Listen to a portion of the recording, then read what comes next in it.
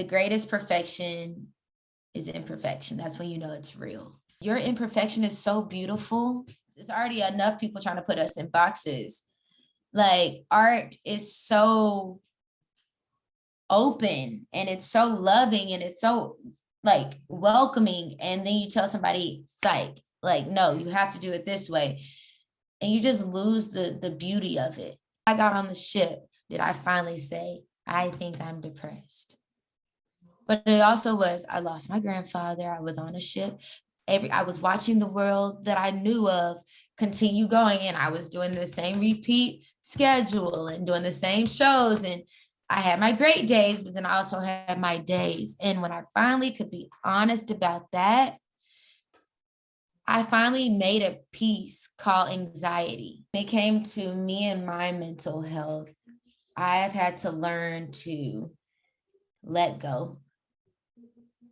I've had to learn not to be in control. I've had to learn to control my anxiety from what the world gives. Over the last couple of years, I've lost people closest to me, whether it be from death or from literal friendships that have just run its course. And that was hard. And it's still hard till this day. But I would say really people, it's a battle for me. I'm a lover, and it drains me sometimes, and I don't even know it, to the point I'm making myself run wrecked.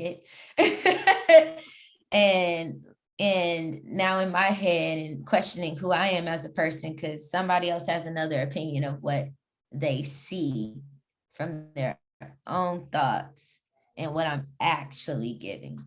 I'm also a part of the LGBTQIA community, which probably was one of the biggest life lessons and transitional stages of my life with my family, especially in the African American community and the Southern African American community.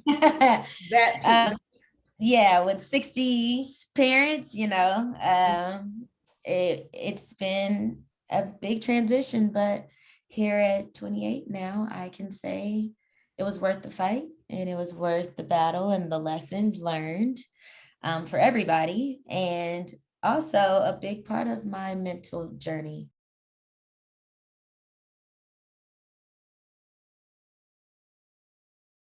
For most of my life, like a lot of us, I've been the only African American, if not one of four. But college really was a hard stage for me. I went to school my freshman year and I didn't dance, but I stepped back into it with the studio that is in Oklahoma. It happened to be in the same city, and I stepped back into it, and that teacher has always supported me. And then I transferred to TCU, and it was beautiful. It was a great program, and it still is an amazing program. It just was not for me. I was one of 6 in the program, with 4 being in my class, and I had to start back in the freshman class. So 4 being in my class, 3 females, 1 male. 1 being in the next class, and then 2 seniors. So 7. That's all.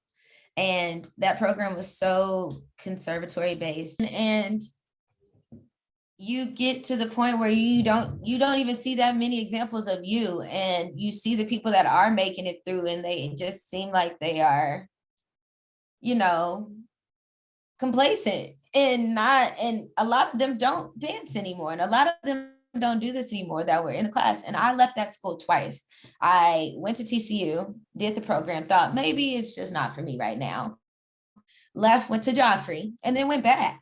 And yet again, I just never felt like I could be me. I couldn't be my own kind of artist. It was, you're this or you're this, you're what I'm teaching you or not what I'm teaching you. And when I left with my head held high.